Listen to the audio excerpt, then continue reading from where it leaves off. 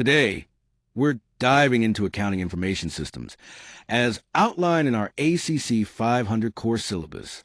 This course will explore how accounting principles integrate with information technology, giving you the tools to manage financial data effectively and make informed decisions. Let's get started on this exciting journey. This course, Accounting Information Systems, or ACC 500, is a self-study format that ends with final exam. It includes 24 lessons, each featuring textbook readings, video lectures, and written assignments. These components work together to help you grasp the important concepts.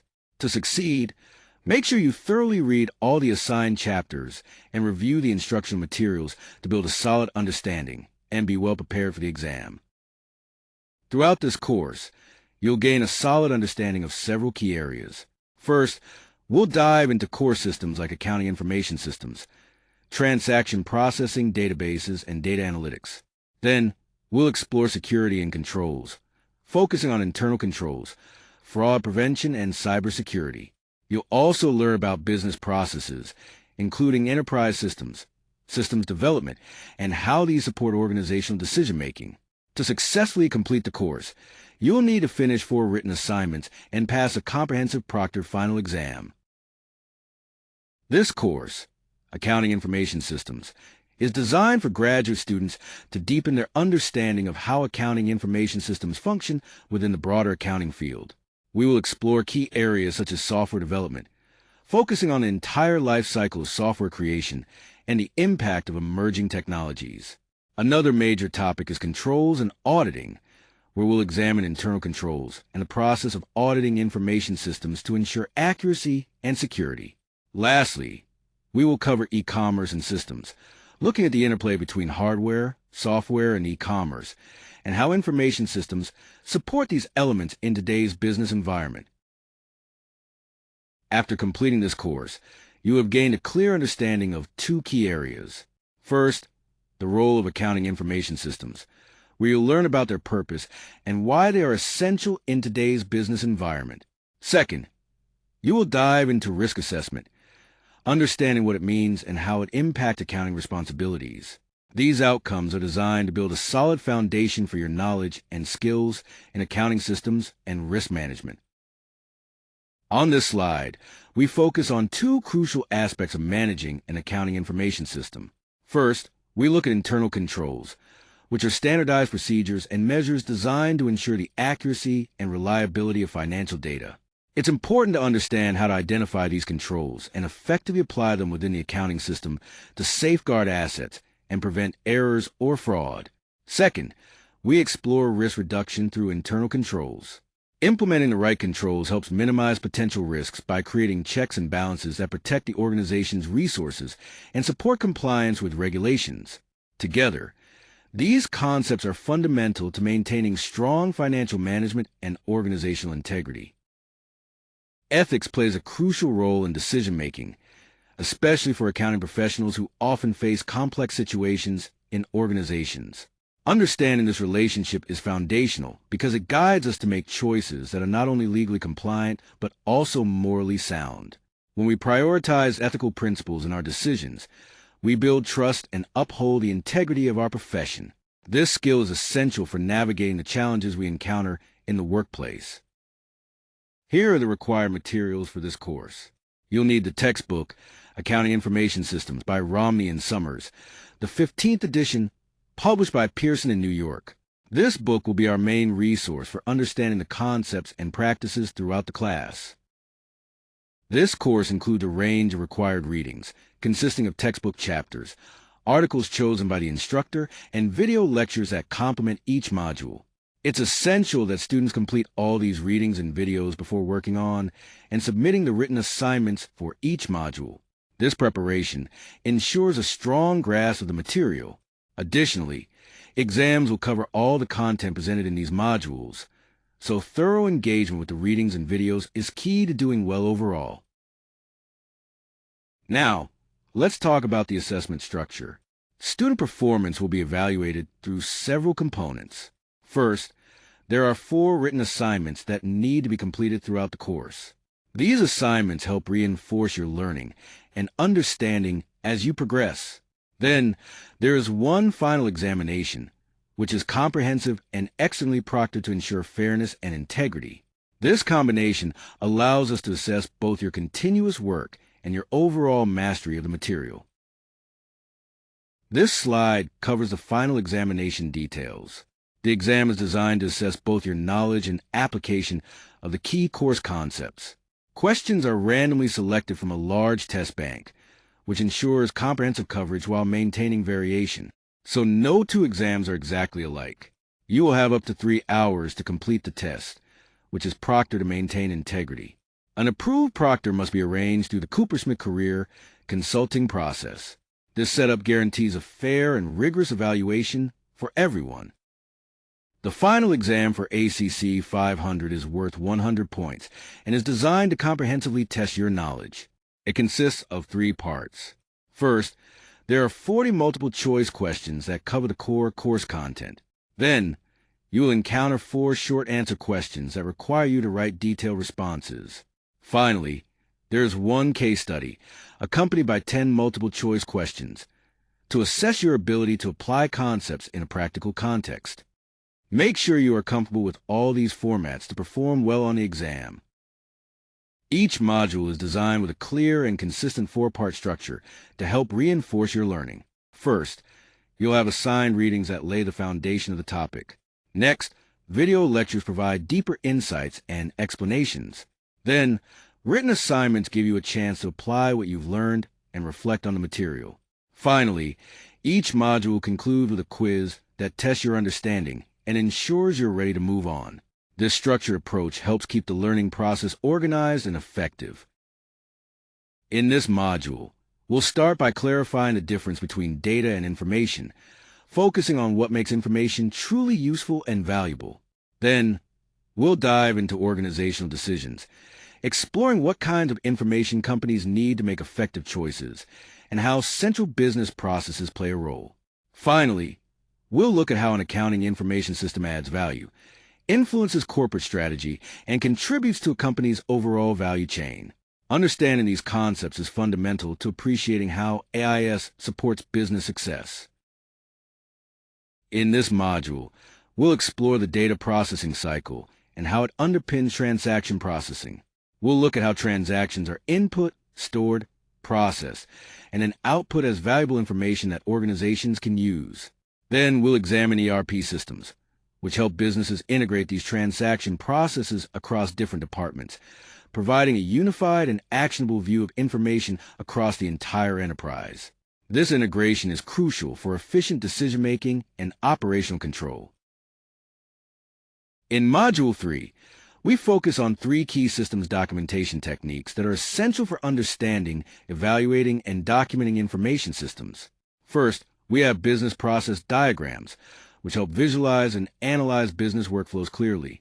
Then, flowcharts come into play, providing a step-by-step graphical representation of processes to make complex systems easier to follow. Finally, data flow diagrams offer a way to map out how data moves through a system, ensuring a thorough understanding of information flow. Each of these tools plays a crucial role in effectively documenting system processes and supporting better decision-making. In Module 4, we dive into relational databases, starting with the fundamentals. We'll explore the importance and advantages of databases compared to traditional file-based legacy systems. Then we'll examine database systems themselves, including their logical and physical views, schemas, data dictionaries, and the languages used by database management systems. Next, we'll focus on the relational structure, how relational databases organize data, and the principles behind creating well-structured tables. Finally, we'll cover querying methods, showing how to retrieve data using both visual tools and structured query language, or SQL.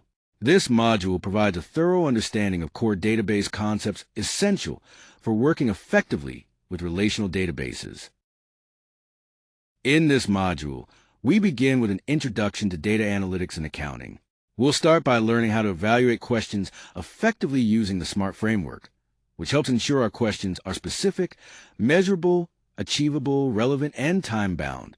Then, we'll explore the ETL process, standing for extract, transform, and load, which is essential for handling and preparing data. Next, we'll dive into the different types of analytics: descriptive, diagnostic, predictive, and prescriptive. Understanding these helps us know which approach to use depending on the situation. Finally, we'll cover the principles of creating high-quality data visualizations, and importantly, recognize when data analytics might not be the best tool for decision-making. In Module 6, we focus on transforming data, which is essential for making raw data usable and meaningful. First, we cover data structuring, including techniques like aggregating, joining, and pivoting data to organize it effectively. Then, we move on to data standardization, where parsing, concatenation, formatting, and ensuring consistency play a crucial role. Next is data cleaning. Here, we diagnose issues like duplication, filtering out errors, resolving contradictions, and fixing entry errors to improve data quality. Finally, we discuss data validation, highlighting 4 key techniques to thoroughly verify and ensure the accuracy of your data throughout the process. In Module 7, we focus on data analysis and presentation, covering several key areas. First, we'll define and explore the 4 main types of analytics: descriptive, diagnostic, predictive, and prescriptive, highlighting when each is most appropriate to use. Then, we'll discuss various visualization formats and how to select the most effective one based on the data being presented. Finally, we'll delve into important design principles like simplification, emphasis, and ethical data presentation to ensure your visualizations are not only clear, but also trustworthy and impactful. In this module, we focus on fraud and errors, exploring the various threats that modern information systems face. We'll start by defining what fraud is and looking at different types, as well as the responsibilities auditors have in identifying and addressing these issues. We'll then discuss why fraud occurs by examining the common pressures, opportunities, and rationalizations that often lead to fraudulent behavior. Finally, we will dive into computer fraud, what it entails, how it can be classified, and the best methods for preventing and detecting both fraud and abuse in digital environments.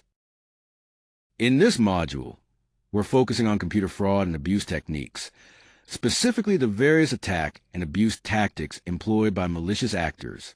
We'll compare and contrast these tactics to give you a clear understanding of how they differ and overlap. One crucial area is social engineering, where attackers manipulate people to gain physical or logical access to computer resources. Another key point is malware. Understanding the different types of malicious software that can harm computers and information systems is essential for effective defense.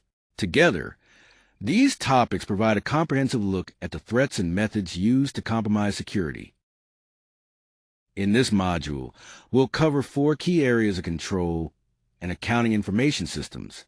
First, we'll explore basic control concepts and discuss why computer control and security are absolutely essential in today's environment. Then, we'll compare and contrast major control frameworks like COBIT, COSO, and ERM to understand their different approaches. Next, we'll focus on risk assessment, learning how to assess and respond to risks effectively using the enterprise risk management model. Finally, we'll dive into control activities, including how organizations communicate information and monitor their control processes to ensure everything runs smoothly. Each of these areas is crucial for maintaining strong, reliable control systems. In this module, we'll dive into controls for information security by exploring the Trust Services Framework. We'll explain how security and the other 4 key principles influence the reliability of systems. We'll cover security fundamentals, focusing on why security is primarily a management issue, how human behavior impacts security, and the time-based security model. Lastly, we'll discuss controls designed to detect attacks quickly and respond effectively, especially considering the challenges posed by cloud computing, virtualization, and IoT. In this module, we focus on confidentiality and privacy controls, which are crucial for protecting sensitive information. First, privacy controls are designed to safeguard the confidentiality of organizational data and ensure the privacy of customers, suppliers, and employees. One key framework we use is the Generally Accepted Privacy Principles, or GAPP, which helps organizations comply with regulations like the EU's GDPR. Next, we'll explore encryption and hashing, understanding how encryption secures data, and the key differences between encryption and hashing processes. Finally, we'll cover digital signatures and blockchain technology, showing how digital signatures can be used for enforceable contracts and explaining the fundamental workings of blockchain. These components together build a robust structure for maintaining privacy and data integrity. On this slide, we focus on two critical aspects: processing integrity and systems availability. Processing integrity involves controls that ensure data is handled completely, accurately, and promptly. These controls help maintain the reliability of data throughout its processing lifecycle. On the other hand, systems availability refers to measures that reduce the risk of system downtime and support quick recovery so business operations can continue smoothly. Both areas are essential for maintaining trust and efficiency in any information system. This module focuses on a revenue cycle, covering everything from sales order entry to cash collections. We'll explore key stages like sales order entry, shipping, billing, and cash collections. At each step, we'll examine critical decisions businesses need to make, the potential threats they face, and the controls they put in place to manage those risks. By the end, you'll be able to describe the primary activities in the revenue cycle and understand how companies protect themselves against common challenges throughout the process. In this module, we'll dive into the expenditure cycle, covering everything from purchasing to cash disbursements. We'll start with ordering goods and services, exploring the process along with the critical decisions involved, potential threats, and how to put mitigating controls in place. Next, we'll move on to receiving goods and services, again focusing on the key steps and controls needed to ensure accuracy and security. Then, we'll discuss approving supplier invoices, highlighting common risks and how to manage them effectively. Finally, we'll look at cash disbursements, breaking down the process and the controls that help prevent errors and fraud. Understanding these four components is essential for maintaining a secure and efficient expenditure cycle. This module focuses on production cycle, breaking it down into four key areas. First, product design, where we make critical decisions that shape the entire production process while managing information needs and potential threats through effective controls. Next, planning and scheduling, which ensures that production timelines are realistic and resources are allocated efficiently, again requiring careful decision-making and risk management. Then we have production operations, which involves the actual manufacturing activities, where controlling processes and addressing threats is crucial for smooth operations. Finally, cost accounting captures the financial side, emphasizing accurate cost tracking and analysis to support strategic decisions while identifying risks and implementing controls to maintain financial integrity. In this module, we'll explore the HRM and payroll cycle in detail. We'll start by looking at the key business activities involved, the critical decisions that managers must make, and the information needs essential for smooth operations. It's also important to understand the general threats that can affect this cycle and the controls that can help mitigate those risks.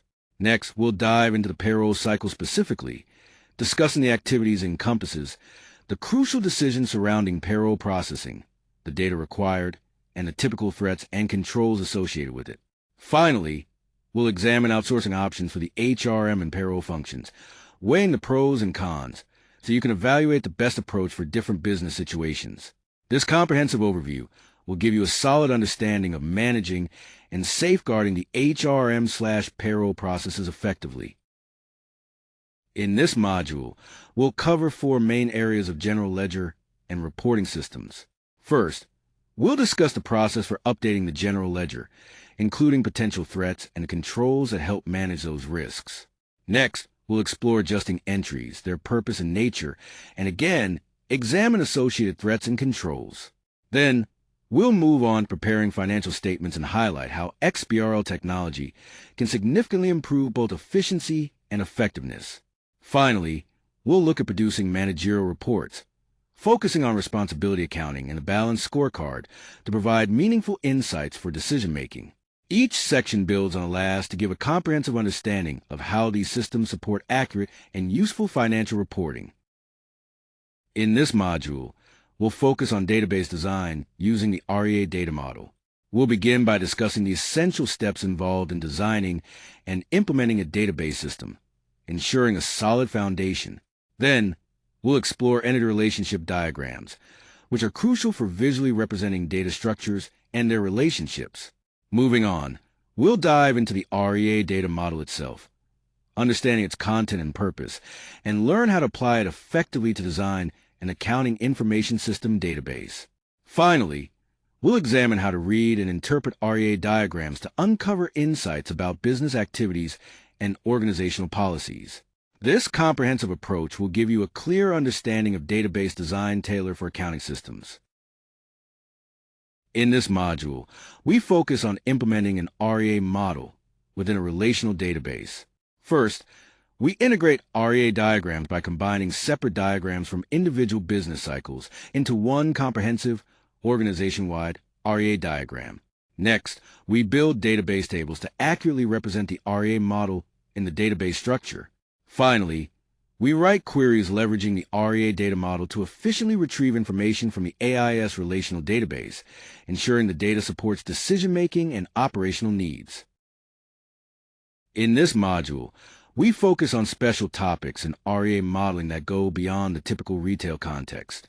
We'll explore how to create REA data models for revenue and expenditure cycles in organizations outside of retail stores. We also dive into extended REA diagrams, which include important elements like employee roles, agent-event relationships, locations, and resource-agent relationships to provide a more comprehensive view. Additionally, we cover production and human resources cycles, helping you understand and build REA diagrams specifically for production processes and HR or payroll cycles. Finally, we address the financing cycle, ensuring you can create accurate REA diagrams for the complexities of organizational financing activities. In this module, we dive into the world of systems and systems analysis, focusing on the 5 critical phases of the systems development lifecycle. First, we'll explore the planning and feasibility phase, where we use development planning techniques and feasibility analysis, including capital budgeting, to ensure projects are viable. Then, we'll look into change management, understanding why systems changes often trigger behavior resistance, and discussing strategies to minimize the problems that can arise from that resistance. Understanding these concepts is essential for effectively managing systems development and ensuring smooth organizational transitions. On this slide, we explore the key strategies for developing accounting information systems, or AIS. First, there's purchasing software, which involves how organizations buy ready-made application software, vendor services, and hardware to meet their needs. Then we have custom development, where the Information Systems Department builds tailored software solutions in-house to address specific organizational requirements. Outsourcing is another approach, where companies contract external providers to handle their IS needs, bringing both benefits like cost savings and risks such as loss of control. Finally, we look at modern approaches, including business process management, prototyping, agile development, and computer-aided software engineering, which helps streamline and improve software creation. Each of these strategies offers different advantages depending on the organization's goals and resources. In this module, we cover 4 major phases of system development. First is a conceptual design, where we outline the system's basic structure and key components. Then we move into physical design, focusing on the detailed specifications and technical aspects. After that comes implementation, which involves the actual building and coding of the system. Finally, we address conversion and operations, deal with the transition to the new system, ongoing use, and maintenance to ensure everything runs smoothly over time. The final examination is designed to assess your mastery of all 24 modules, ensuring you have a comprehensive understanding of the material. You'll have up to 3 hours to complete 40 multiple-choice questions for short-answer questions and 1 detailed case study, with the entire exam totaling 100 points. It's important to arrange your approved exam proctor ahead of time through the Coopersmith Career Consulting proctoring process to ensure everything runs smoothly on exam day.